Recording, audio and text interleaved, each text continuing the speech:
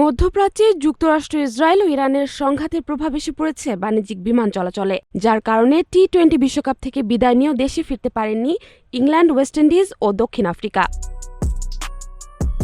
Super 8-এ ভারতের কাছে হেরে টুর্নামেন্ট শেষ করে ওয়েস্ট ইন্ডিজ।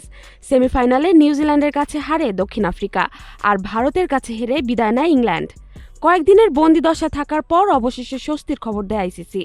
বিশেষ চার্টার্ড ফ্লাইটে 3 দলকে দেশে ফেরানোর সিদ্ধান্ত নেওয়া হয়। প্রথমে মুম্বাই থেকে সরাসরি লন্ডনের বিমানে ওঠার সুযোগ পায় ইংল্যান্ড। এরপর কলকাতা থেকে একসঙ্গে দক্ষিণ আফ্রিকা ও ওয়েস্ট ইন্ডিজ।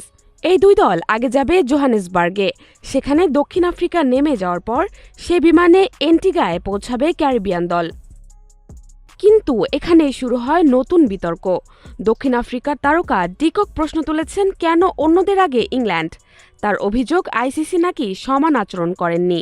সাবেক ইংলিশ অধিনায়ক মাইকেল ভনও আইসিসির বিরুদ্ধে অন্যায় আচরণের অভিযোগ এনেছেন। তিনি এক্সে লেখেন, এমন সংকটে সব দলের জন্য নিয়ম একই হওয়া উচিত। শুধুমাত্র আইসিসির টেবিলে আপনার ক্ষমতা আছে দেখে আপনি বেশি সুবিধা পাবেন, এমনটা হওয়া উচিত না। জাহারা জেবিন তন্নি, নাগরিক প্রতিদিন।